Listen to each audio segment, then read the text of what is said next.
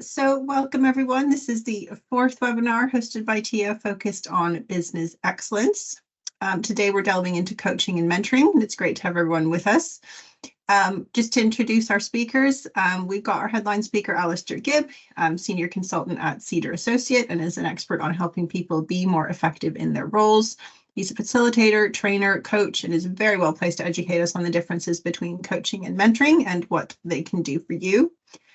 We're also joined by Rory Christie, who's a dairy farmer, and alongside his brother farms over 1,000 dairy cows and also 200 sows.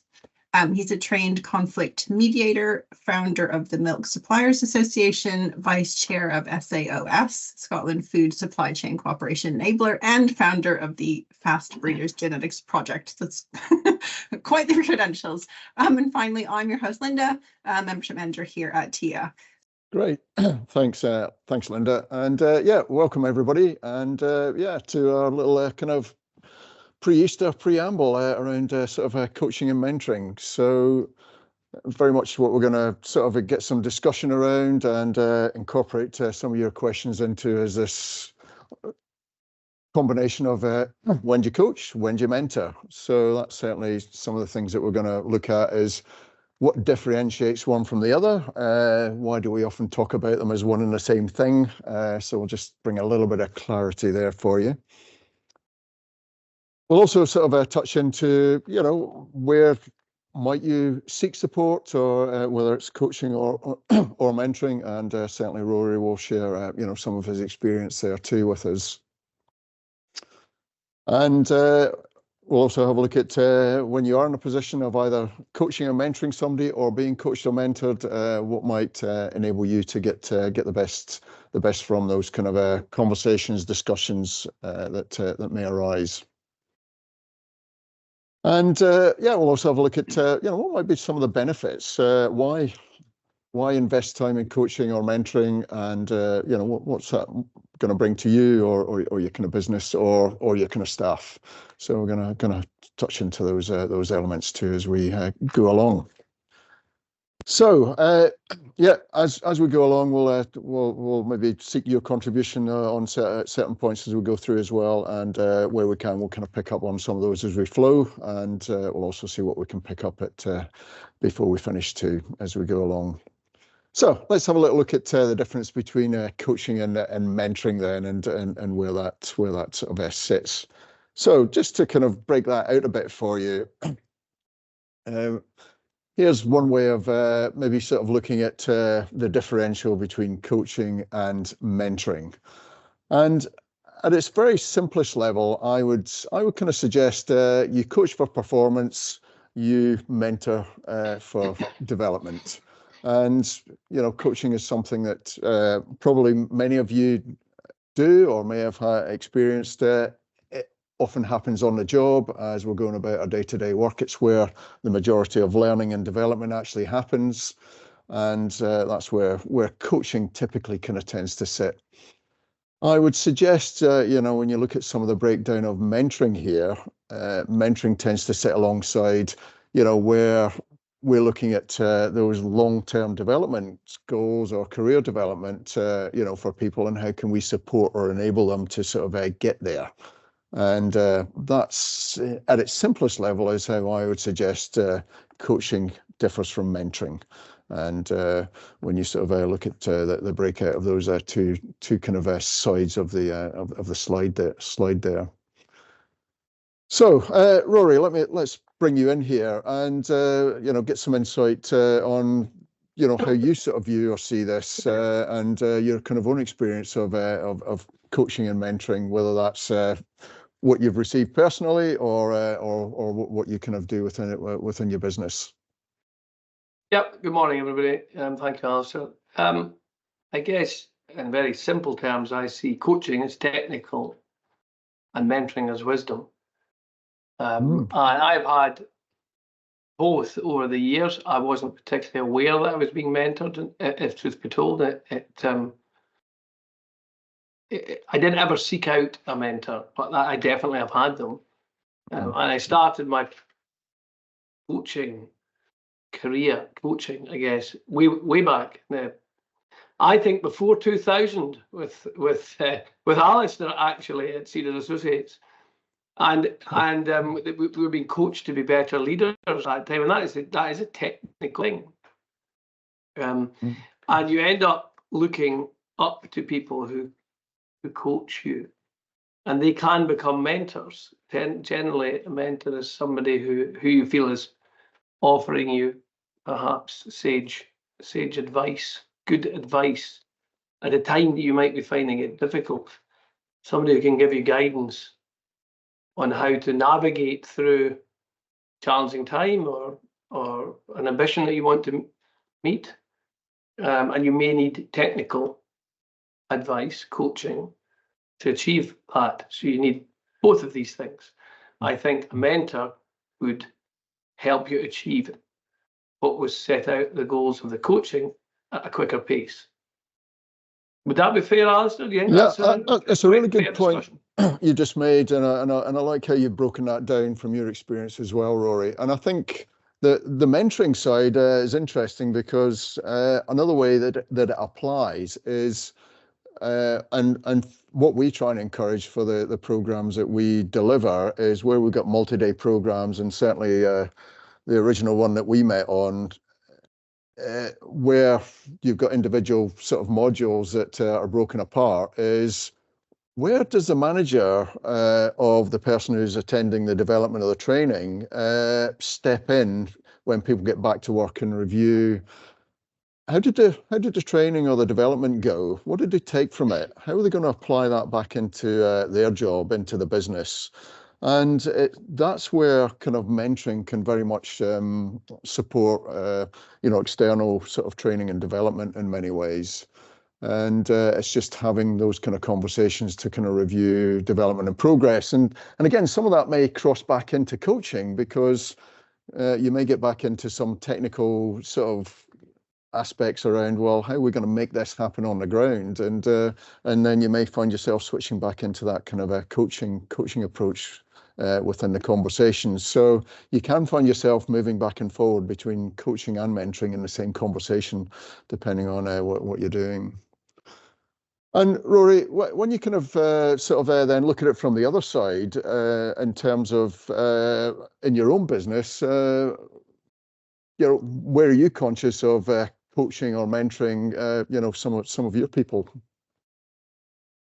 In the role that I'm in now, which is definitely of owner, strategic leader, I'm coaching more. I'm offering technical help. So I've had some very inexperienced people come to work for me and put them into management roles very early.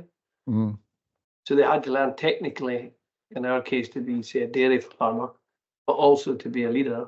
So you're having to, I guess, coach technically there as well, but at the same time, try and offer that strategic direction and advice.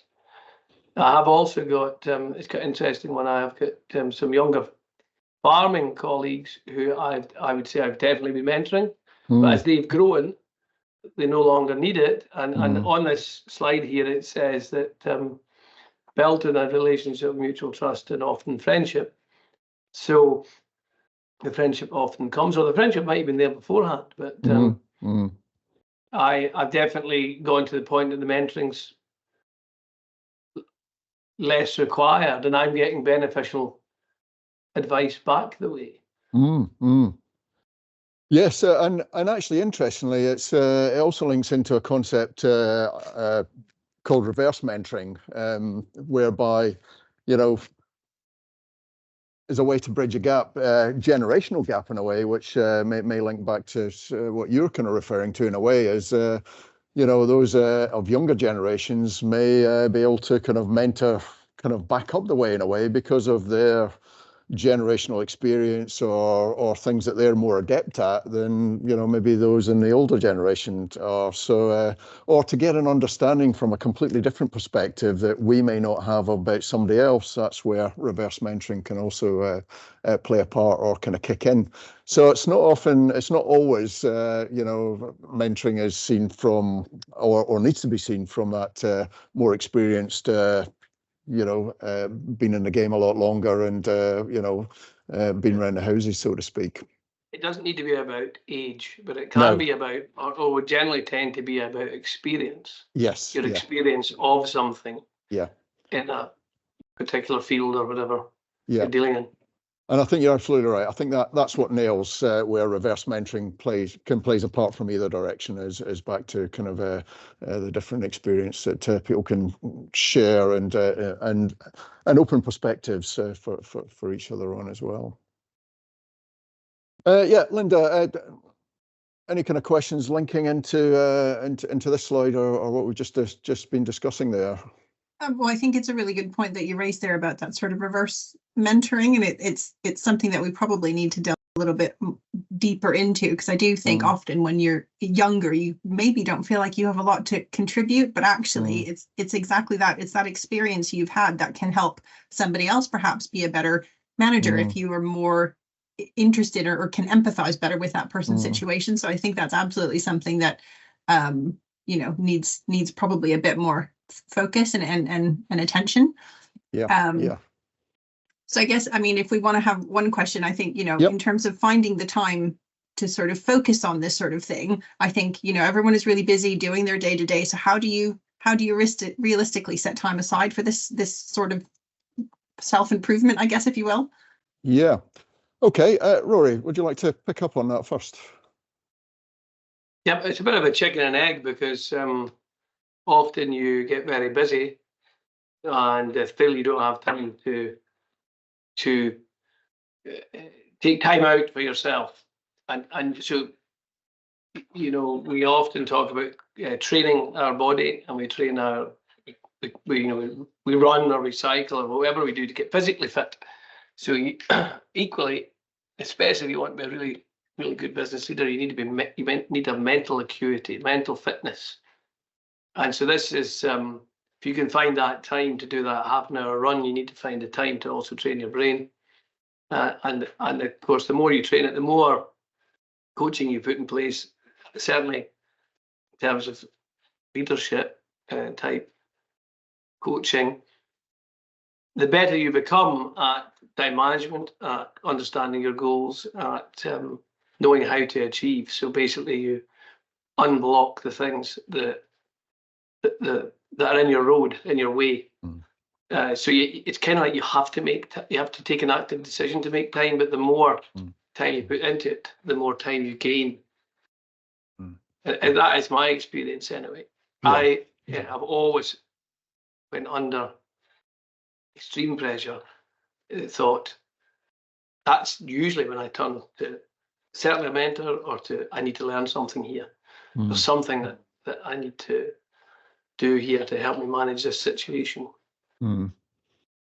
Yeah, I think it's some really good insights there, Rory, and I think the fundamental in today's world is if we don't plan or prioritize time for this, you stay pedaling around the same hamster wheel and just trying to go ever faster. And whilst it feels like you may have other priorities, unless you build that the development of the kind of people around you, then everything's reliant on and weighing on your shoulders. And I think it's how you start to look at this and the mindset that you choose to have around development. And I think in many businesses, operational priorities naturally come to the fore, but unless you kind of prioritize time to do some of this work. And as I said earlier, a lot of coaching actually can happen on the job as you're going about your day-to-day work with people. As you pick up on stuff, you observe things, you can have a conversation, and that might take 5 or 10 minutes just to kind of review something that's happened and what did we learn from this, and what might you do differently going forward. And a coaching conversation can be as simple as that and as ad hoc as that, on the job. And I guess coaching and mentoring often overlap, right? I mean, does that matter, or do you need to have these definitions, or? No, it doesn't matter because you're right. I think there can be those crossovers between one and the other. I think primarily it's just clarifying, where the differential kind of lies, and then you can be more aware and more conscious when you are in a conversation with somebody. Am I coaching or am I mentoring at the moment? And where does that shift my focus a bit towards at this point in the conversation if it does cross over? Yep. I think Yeah. also we're talking there about work, how it can be done through your work. All of my coaching has been done via my work. And so if I'm in a lucky position to be in the senior leadership team, I guess, in the business, so I could allocate resources if I wanted to. But if you are an employee and you're worried that there's a cost element and maybe your boss wouldn't pay for you to have coaching, there is a case of making a valid argument that if it's going to benefit the business, and then there's a good reason to do it. Now, I got a lot of my help from discussion groups. I've been involved in some really good discussion groups from a fairly young age. And so peer-to-peer coaching, effectively. And then if it's a good discussion group, there'll be a good facilitator. And that facilitator will know people. You will get, because you've got pooled resource in a discussion group, it's costing you much less than it would as an individual. So you're cooperating to get professional help that you wouldn't otherwise be able to afford, or the business would be able to afford. And through that process, you will find that there will be some really experienced farmers, in my case, it was the dairy discussion group, and they will be usually more than happy to help, and they're effectively coaching you. Absolutely, And they may well be, if the relationship goes the right way, they may well become your mentor. So there's more than one way to skin a cat, that's for sure. And you should definitely probably try and find ways like that than just going and expecting to pay 500 quid a day for an expensive coach. And I think it's that opportunity to step out of the business, step back from the business, often creates all those kind of opportunities, and it means that we don't get the walls closing in around us if we're not careful, and stepping off the farm is an important part of kind of creating time and space to reflect and get other perspectives. And I think discussion groups are a fantastic resource in that kind of context. And I think, here's one way to kind of look at it, whether it's trying to become better in the job or the task that you do, what's that destination in front of you, or whether it's about where you're trying to get in your career. And when you hit some of those peaks, it enables you to step back, look back at where you've come from and where you've kind of got to, and coaching and mentoring both play a big part in that kind of process. And I know, Rory, you mentioned something about you reach one peak and then what happens? Well, there's always another one. There's always another one. What is important, though, or my experience anyway, I found is when you get coached, you can become extremely motivated, and you start to create change in yourself, or maybe even within the business, but you have to also be careful with that. And you have to take time to process and not go like a bull in the china shop. Consider what you're learning. And also, you might go through periods of intensity, and then you need to back off because you've got to process, and the learning that you might actually not even realize you're taking in 6 months later becomes relevant to what you're facing at the time or doing at the time. Often you think you haven't learned anything, but in actual fact, much later you realize the benefit. So it's not a constant, or I haven't found it a constant. I go through periods of it and then stop, and I guess that's exactly what happens. You get to the top of a peak, or more likely the bottom of one, and you need to climb it again. Yeah. And each time you come to another mountain, you get a bit of help. You get a Sherpa on board who helps you get up to the top of the mountain. Great analogy. And, yeah. And then you go again. Yeah. Go again. And I think one of the key things that you just highlighted there is the importance of reflection every so often, to look back at, well, what has actually changed? What am I doing differently? And you're right. I think subconsciously, as you develop and you've had the benefit of coaching, mentoring, training, it's only when you stop and look back to where you've actually come from do you actually recognize, where you've got to on the journey, or what has actually changed and what are you doing differently. So reflection's a very, very powerful part of development. And I think, when we sort of tie both coaching and mentoring together and look at development per se, we all have different trajectories that come with this, and depends on how steep the mountain is we have to climb sometimes, and some of our learning too. But for somebody joining a business, there's obviously some kind of induction that they need to go to introduce them into how the business works, whatever experience they come with, and then they start that new kind of trajectory, when they kind of join a business. And also there may be, some elements of training that's kind of built into their kind of development, or training gaps that have been, or knowledge or skill gaps that have been identified that can be added in. And then there's the, as we've talked about, the kind of on-the-job elements of coaching. And those can apply, during induction, obviously, and in between specific training sessions to sort of guide and help develop people's skills and knowledge and experience to become more proficient and more competent at what they do. But overall, it's where do you consider where are people's potential? What can they achieve? Where can I enable or take them to? And also for individuals, what's their ambitions, career development or opportunities, and so how do we kind of marry that up when we start to look at people's development?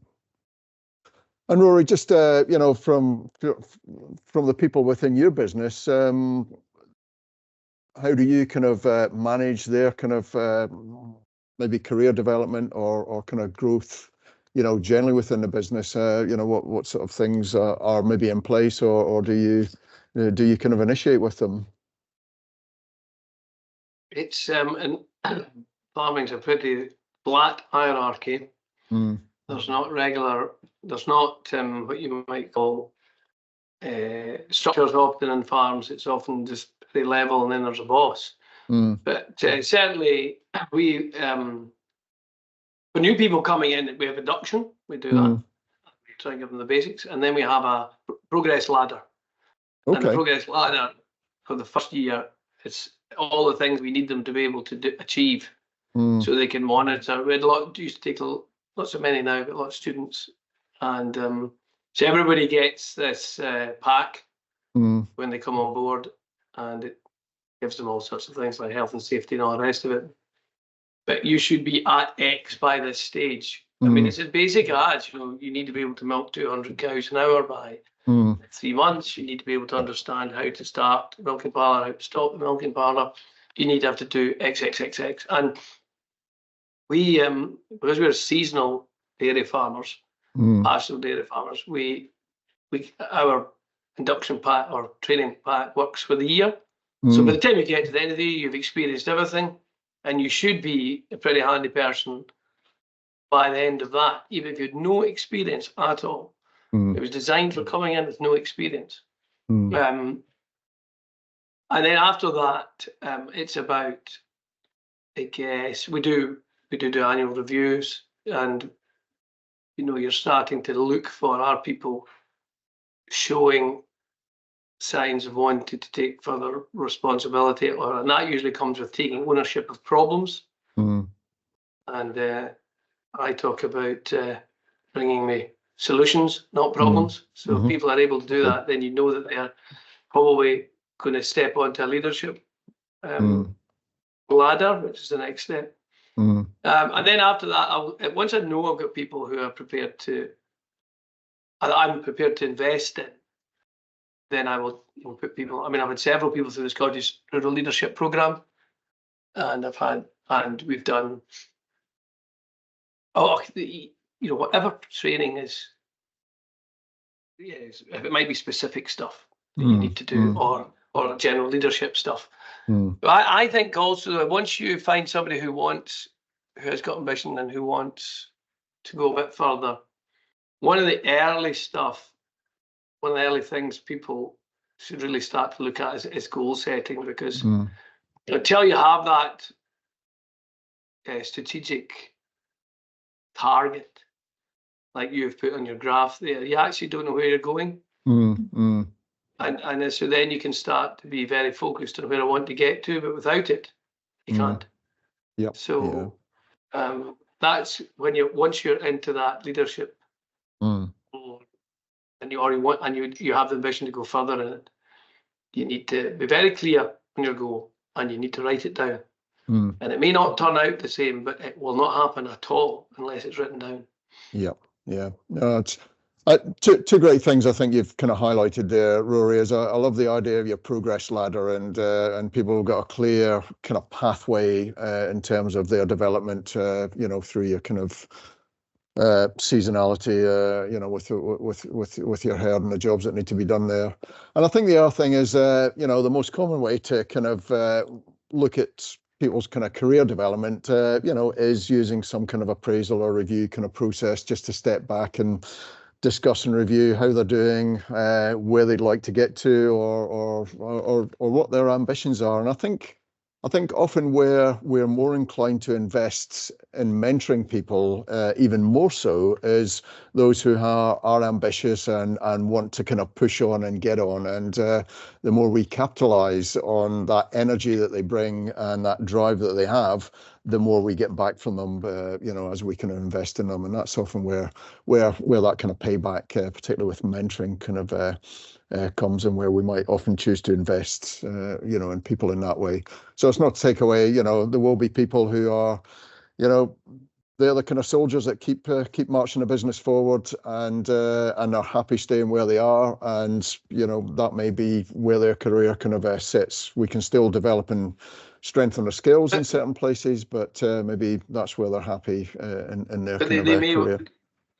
Sorry to interrupt, Alistair, but No, they may go also they may become technical people, and they will get technical skills and need technical coaching, and within that, it's a different strand. It's they may well have a technical mentor as well. Yes. It's organic. Don't think you have to be in some kind of leadership trajectory to have mentoring. Not at all. You may be a tremendous example of a leader in a technical front is my friend, the Hoof GP. I don't know if you've came across him. He is the most. He's the biggest agricultural YouTuber in the world. Right. He's a foot trimmer in terms of dairy cattle's feet. Oh, okay. Yeah. And he started off in a very technical thing, and now he's a leader in that world, and he does a lot of coaching and training, and it's not a conventional route to stardom, but by Jesus, he's done it, and he's definitely a mentor and coach to people now. In fact, he spends most of his time doing that kind of thing. So don't think for a minute, audience, that you have to be some kind of aspiring large estate farm manager or 1,000 cow dairy manager. It's amazing where you can go. Yep, indeed. With a little bit of help. Yep. Can I ask you both though? Because I feel like the perception seems to be, for me, when you talk to people about career goals and progression and these sorts of things, that I think often people perceive that to be people starting out or people at the early stages of their career. So I guess my question is around, if you already are in a senior role, or maybe you deem yourself quote unquote too old, is that just a misconception in terms of what coaching and mentoring could do for you? I would say it's a misconception. Yeah. I've done more coaching and mentoring, or being coached and mentored more as I'm older rather than when I was younger. At the moment, I'm just undertaking. So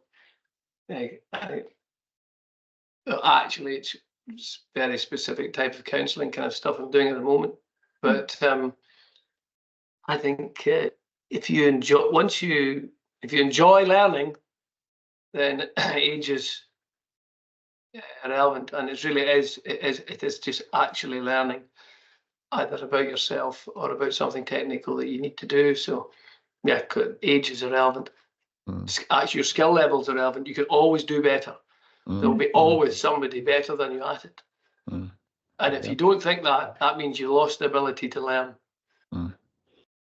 Yeah, and I would agree. I think, learning is lifelong. In fact, if we stop learning, we're at risk of becoming the dinosaur. And, when you look at the change, the pace of change, everything that's going on around us in society, the world, and how we keep developing, we got to keep developing to kind of keep up and to stay relevant and to be at the cutting edge of stuff.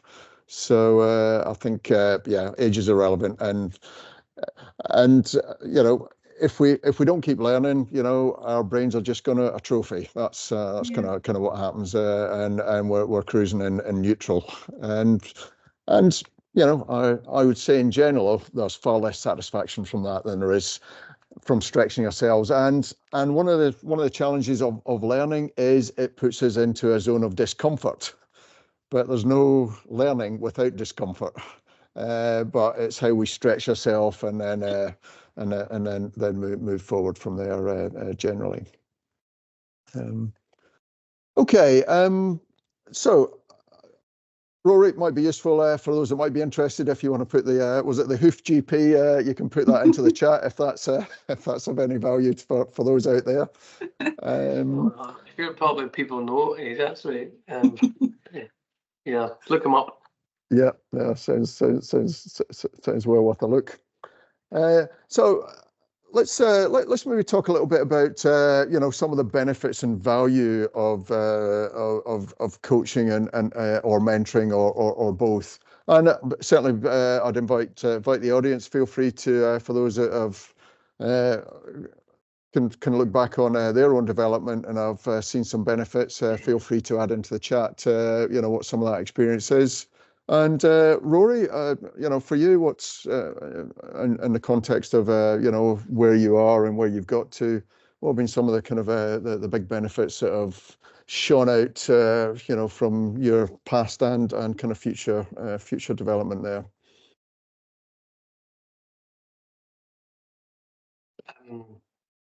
I suppose I've had a couple of key training or coaching experiences.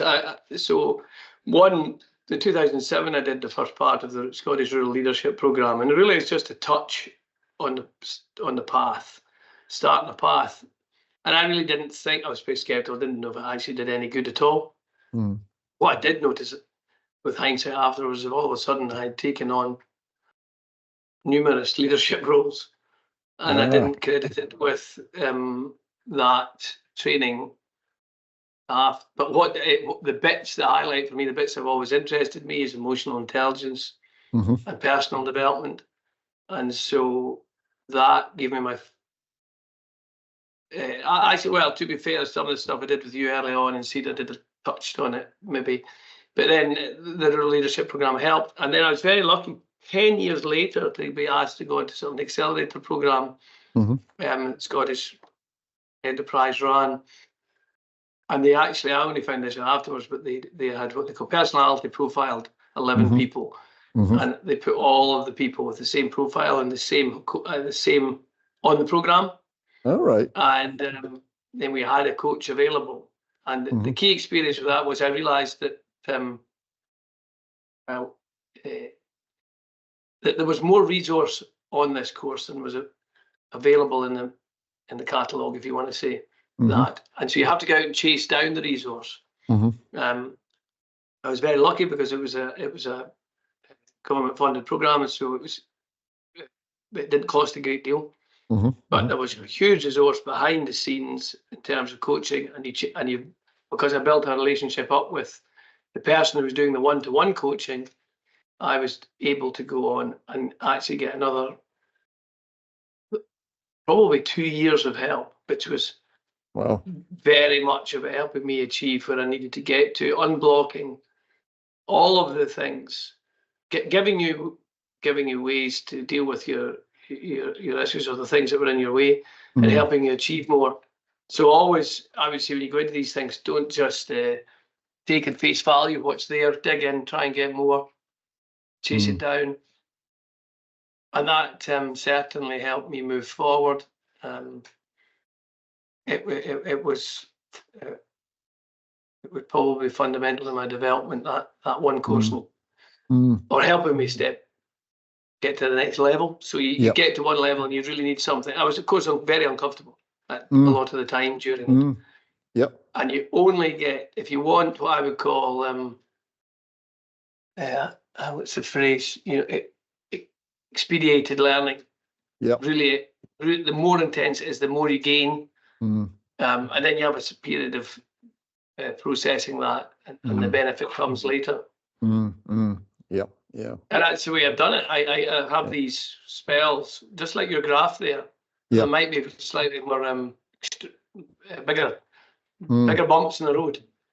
But every 4 or 5 years you need a big one. You need to be really taken out of your comfort zone and pressurized to change. And then on the reverse side, I mean, what some of the benefits do you see with what you deliver to your team and your business? I guess because you're aware of, or I'm aware of what I've benefited from, I want to give that back, because I can actually see what it would do for my team if I can get them to operate at that level, at that next level up.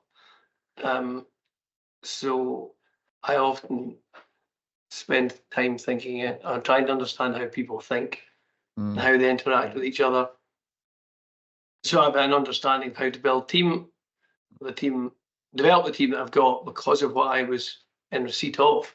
And because I'm grateful for what I have benefited from, I want to give back as well.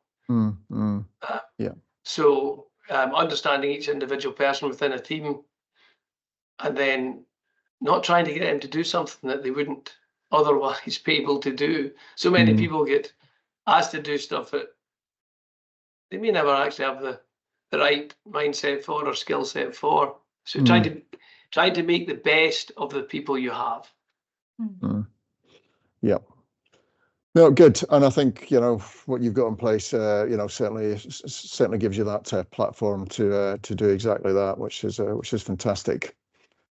Okay, Linda, any kind of feedback to share from the chat there, or to pick up on, or questions? There's a couple of questions. One probably actually follows on nicely from what you were just saying. If you don't know where to start, how do you go about setting up a mentoring scheme within your business? So if you're in sort of, I guess, your position, where do you start? What do you do?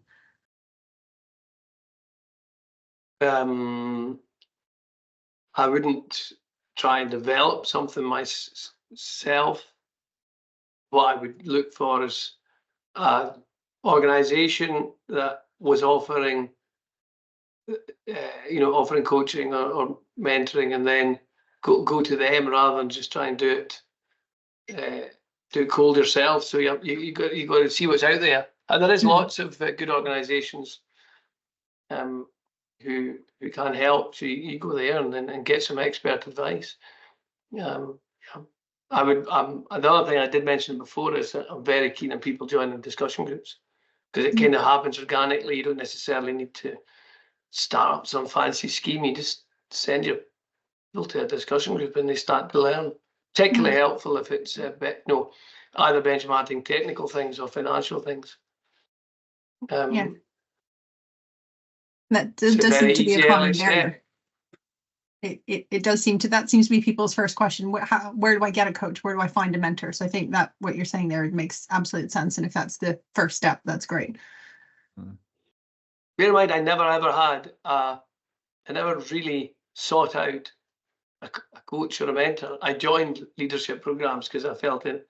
So that within me, there was a drive within me to make to be better at what I was doing. So that drove me to joining a course opposed to going out and seeking a mentor or a coach.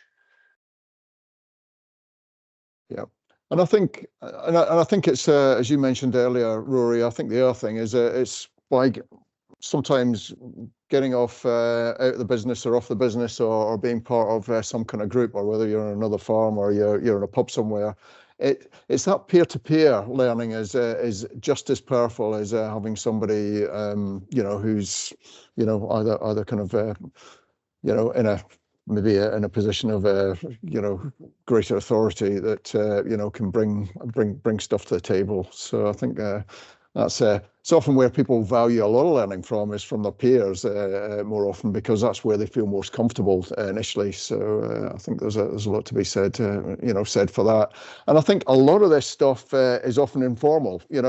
Many of us may sort of look back on our own kind of careers and have recognized at times people who mentored us, and there was nothing that was formal or set up. It just happened because somebody happened to invest some time or take an interest or kind of listen to us a bit more, or point us in the right direction. And I think that's more often where mentoring kicks in. But of course you can set some stuff up, within businesses to, and whether that's sitting down and appraising somebody, or that you have put them on some kind of development program, and you take some time to review with them. There's different times and opportunities to kind of mentor. Or, going back to the kind of friendship thing, there might be somebody that you know or respect who you've got a lot of time for, and you connect, or you're proactive in connecting with them to seek out their kind of views or opinions or ideas on stuff, and you can build a mentoring kind of a relationship that way too. It doesn't need to necessarily be in your field either. If No. people are playing sport, if you're in the rugby club, and in Scotland, the phrase is, the old heads. If people within whatever's, somebody you can relate to, somebody who's got experience in life. And as you say, I think a critical thing is somebody who gives you a little bit of time, who you notice is listening to you, who has empathy with what you're saying, and just gives you a little bit of feedback. You have to be aware of somebody who's giving you feedback and you're going, oh, that's he's spot on. Then go and get it. Go back for more of it. Yep. Okay, and again, I'd invite the audience, if from your own experiences, if how or where have you maybe found somebody that's either coached or mentored you, feel free to add into the chat there. And I think there are a variety of sources. It could be line management. It could be, Rory mentioned earlier, you can get people who to externally to come in and support and help you develop. There are various programs out there, training and development programs, either through the Institute of Agricultural Management, Worshipful Company of Farmers, some training groups and put on management sort of development programs. We've now got TIAH, so there's various sources there. Farmers Club, maybe another one. So it's building and connecting into various networks. It's probably more often where you can tap into some kind of mentorship somewhere, and get around people who might sort of stretch you or challenge you a bit. And there's nothing more true. You become the average of the people that you're around. So the more that you kind of get into areas or pools of people that are going to challenge you or stretch you, or is going to help you raise your game, as it will for your staff too, wherever you're able to create exposure for them as well. Right. Anything else to pick up on the chat there before we move on, Linda? I guess it was just because we've talked a lot about sort of informal coaching and mentoring, but if you do want a little bit more structure, are there any sort of good mentoring toolkits or resources that you would recommend for that? There is certainly, just going online, you can tap into some stuff. We're certainly going to have a look at some resources, you know, at the end there that we can signpost people to. But yeah, there's certainly, if you just sort of type into a search engine, it'll certainly generate, you know, a variety of kind of resources and guidance, you know, out there for sure. So yeah, there's no shortage online, I would suggest, that you can dip into. Okay, so Yeah. maybe that links into, well, you know, what to expect, and we can look at this from you know, two different angles. So if you are being coached or mentored, what good coaches or mentors may do as a result, or if you are looking to try and coach or mentor somebody that you can work with or connect with through a network, this might also link into what might come out of certain conversations.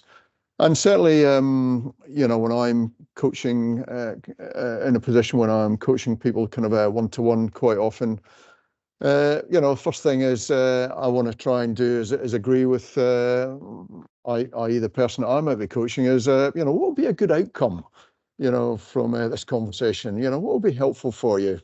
Because what I want to kind of get some sense of is it's not me imposing on them, you know, what we need to kind of deliver here, but you know, where might they be having some difficulty or challenge, and you know, what can I kind of help them navigate their way through with. And that's where we can maybe kind of focus very specifically on their challenges and engage them, you know, kind of much more in the process. And also at the outset is, you know, in some conversations we may just need to agree on, you know, how much time have we got to kind of have a look at this, discuss this, review this, explore this. And what I would say is the real power, whether you're coaching or mentoring somebody or whether you're being coached or mentored, is the power of questions. And this is what gets people to think rather than become defensive. This is what gets people to reflect and start to get them to consider, well, what other options are there? Might there be? What have I not considered here? And you know, it creates space for people to kind of you know, put some consideration to this. And the most powerful questions of all are the open-ended ones, where you're starting off with a why, a who, a how, a where, a when type question. And those are the ones that get people to kind of think and reflect. If you're just asking closed questions that are going to sort of stimulate a yes or no answer, you might get more than that, but they're not quite as powerful in the kind of process as these open-ended type questions. And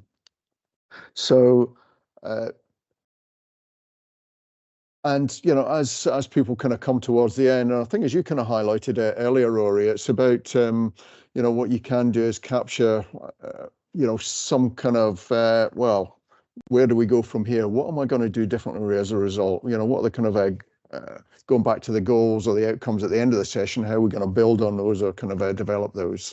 And you know, getting people to reflect at the end of a conversation about what are they going to do, or what they're going to work on, or what they're going to do differently, you know, starts to cement the commitment that you gain from them.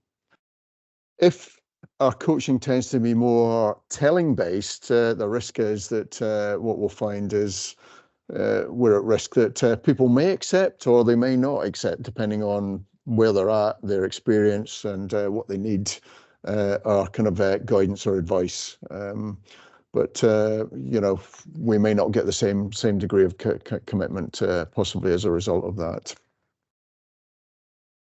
And of course, coaching or mentoring, you know, can be done on the job, off the job. You know, it could be something that you are doing face-to-face with somebody. It could be on the phone or online. You know, so it depends on the situation, the circumstances, and who's involved, and what works for the two people that may be either involved in that coaching or kind of mentoring a kind of conversation. And yeah, again, invite the audience, from your own experiences, feel free to add into the chat, you know, what I've just kind of shared here. How does that kind of resonate or not with some of your own kind of experiences? And Rory, you know, let me ask you that question too. I mean, what I've kind of laid out here in terms of your experience of when maybe you have been coached or mentored by maybe somebody else. How does some of that kind of sort of resonate for you? Yeah, that is what I experienced. Summarised in how it usually goes anyway. Mm-hmm. There'll be a basic bit prior as understanding background. Mm-hmm, mm-hmm. And often you're having, I think sometimes people are not aware that they are actually needing to set a goal. They may come with a desire to, or just a feeling that change is required. Mm-hmm, mm-hmm. So there's a bit of background collecting, a bit of building rapport. Yes, very much. Expect to build rapport with the person who's coaching you or mentoring you. Yeah. And then you start to talk about setting those goals. And yeah, I think really important. I think agreeing on the timetable, agreeing and trying to, because it could ramble on if you weren't clear. You know, you often only have an hour. Yeah, it's often only an hour, so you have to get that hour, and that hour has to be useful. Yeah, yeah. So it has to be very focused. Yeah, and I think building rapport is really important, because that's what helps people feel more relaxed, feel more open then to what then comes next in the conversation. So it's always a kind of key part of just you know, reconnecting or finding that little bit of common ground, you know, before you kind of get underway, and that just sort of builds that kind of connection. And another couple of things important is sometimes it's good not to do it at your place of work. No, true. You know, and you know, it needs to be comfortable. You need to have, if possible, not be rushed. Often, and COVID was bad for that. Zoom was bad for that, because I found that I would work right up to the last minute, and then into the session or whatever I was doing. It might not have been coaching, but you know, so you need to have a wee bit of time to decompress, so you can think clearly. Very much. You need decompression time, and I often find, because I live in a very rural place, so I drive a long way to everything, and I didn't actually understand the benefit of those often 2-hour drives until COVID, because it was afterwards I realised I was not actually performing in many meetings very well, because I was coming cold. I was coming straight in for work. Yes. And just sit down and get on with it, because it's so handy, you know, just get to the farm office, you'll come out, leggings off, straight in, sit down, and off you go. Boom. And so you've got to get yourself in the right, to give yourself a chance to benefit. Get yourself in the right mindset so that you can do these things that you've listed here. Yeah. Good. Okay. Yeah, Linda, anything else to kind of feed in at the moment from the chat or questions?